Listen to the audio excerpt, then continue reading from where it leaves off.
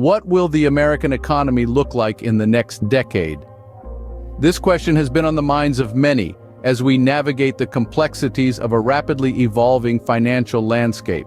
In the broad strokes of this panorama, three key factors stand out as pressing concerns for the future of the American economy. First, we have the issue of the increasing amount of money being printed. This is not just a case of the Federal Reserve firing up the printing press on a whim. It's a calculated strategy that, while providing short-term relief, poses significant long-term risks, including the potential for hyperinflation. Then, we have the potential devaluation of the US dollar. As the world's reserve currency, the dollar holds a unique position in the global economy. However, as more dollars flood the market, its value could be at risk. The devaluation of the dollar could have ripple effects, impacting everything from the price of goods at your local grocery store to the stability of international financial markets. Lastly, there's the matter of the significant national debt. The US currently owes trillions of dollars to various countries. This debt isn't just a number on a spreadsheet. It's a liability that could have far-reaching consequences for the nation's financial stability and economic growth. These issues are complex and intertwined. The increasing money supply, the potential devaluation of the dollar, and the rising national debt are not isolated phenomena.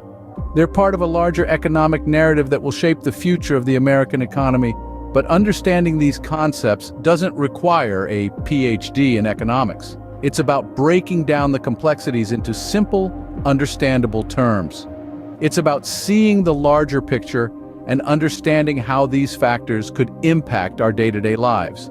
So, as we delve deeper into these issues, let's keep one question at the forefront. Are we standing on the precipice of a financial precipice, or is there a way to steer clear of the edge? The US government has been printing money at a rate never seen before. But why is this a concern? To understand this, let's delve into why money is being printed and the effects it could have on the economy. Imagine a scenario where you have a rare collectible, say a vintage comic book. The value of your comic book lies in its rarity. But what if the publisher decides to reprint thousands of copies of that vintage comic book? The value of your once rare collectible will plummet. This is essentially the dilemma faced when the government prints more money. The value of the dollar decreases because there's more of it available. Now let's talk about inflation. It's a term that's thrown around a lot when discussing the economy. But what does it really mean? Inflation is the rate at which the general level of prices for goods and services is rising. When there's more money in circulation but the same number of goods and services available, prices go up. That's inflation. And it's not just about paying more for a cup of coffee. Inflation can impact everything from the cost of housing to the price of education and healthcare. But what does this mean for the average person? When inflation rises, the purchasing power of your money decreases. Your dollar can't buy as much as it used to. This can especially be a concern for those on fixed incomes like retirees, as their money doesn't stretch as far. Furthermore, if the US dollar's value drops too low, it could potentially lose its status as the world's reserve currency. This could have far-reaching effects, not just on the American economy, but globally as well. So you see, when the government prints money, it's not just about creating more currency, it's about maintaining a delicate balance.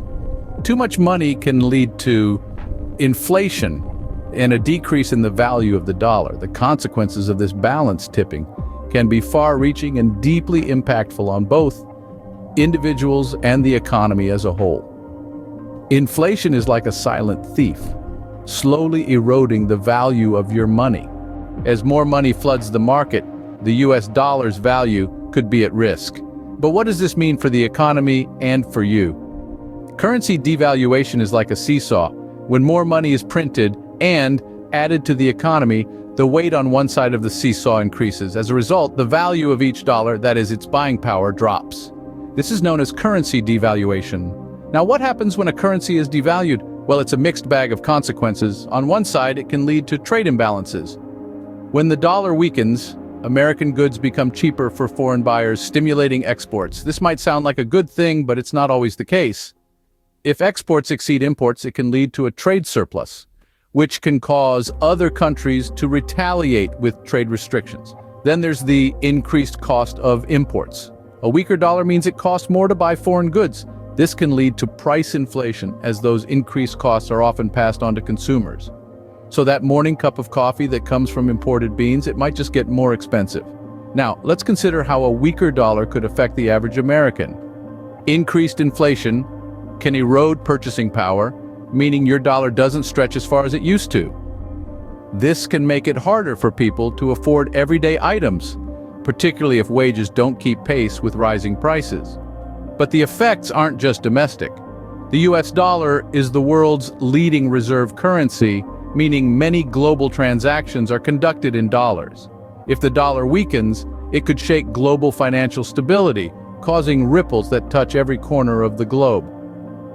A weaker dollar might sound like a bad thing, but it's not that simple. It can be a double-edged sword. Depending on the situation, it can stimulate economic growth, but it can also lead to inflation and trade disputes. Understanding these dynamics can help us navigate the complex world of economics and better prepare for what lies ahead. The US owes trillions of dollars to various countries. Is this a ticking time bomb waiting to explode? When we talk about national debt, we're essentially referring to the sum of all outstanding borrowings by a country's central government. It's like an enormous loan taken to cover expenditure that exceeds income. For the United States, this figure is in the trillions and growing. But what causes national debt to rise so drastically? The answer is multifaceted. It can be a result of economic downturns, where the government spends more to stimulate growth. It can also be due to fiscal policies like tax cuts without equivalent spending cuts, or increased defense spending. Now, the real question is, what are the potential consequences of this mounting debt?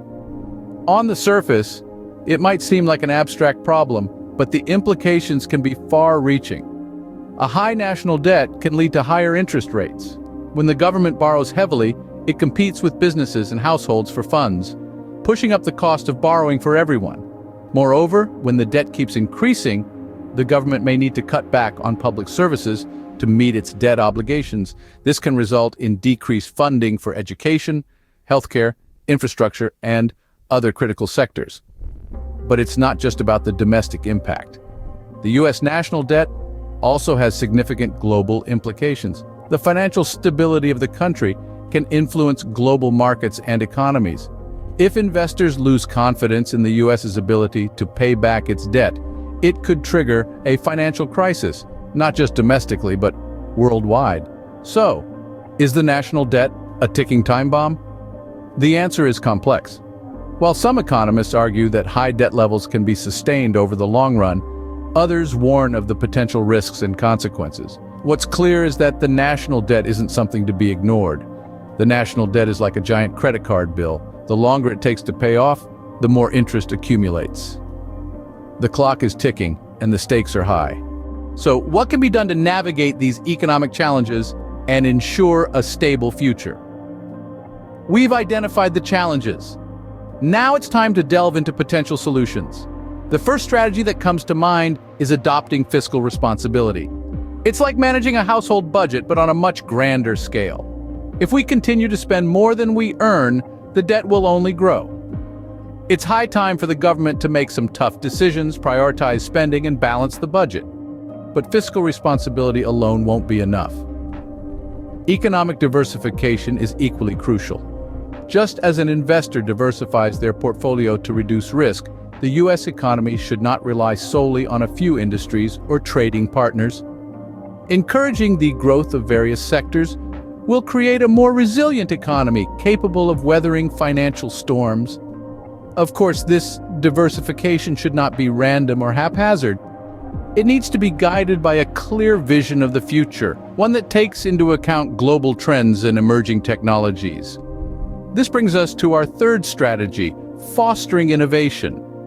The countries that will thrive in the future are not those clinging to the past, but those pushing the boundaries of what's possible, embracing change, and turning challenges into opportunities.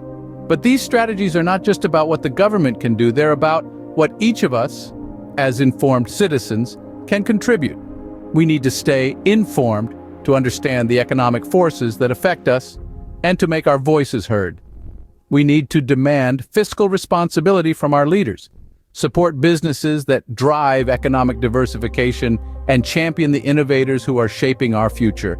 And above all, we need to remember that economics is not just about numbers and graphs. It's about people. It's about our livelihoods, our dreams, our future. Let's never lose sight of that. The future may be uncertain, but with knowledge and foresight, we can navigate the economic seas ahead.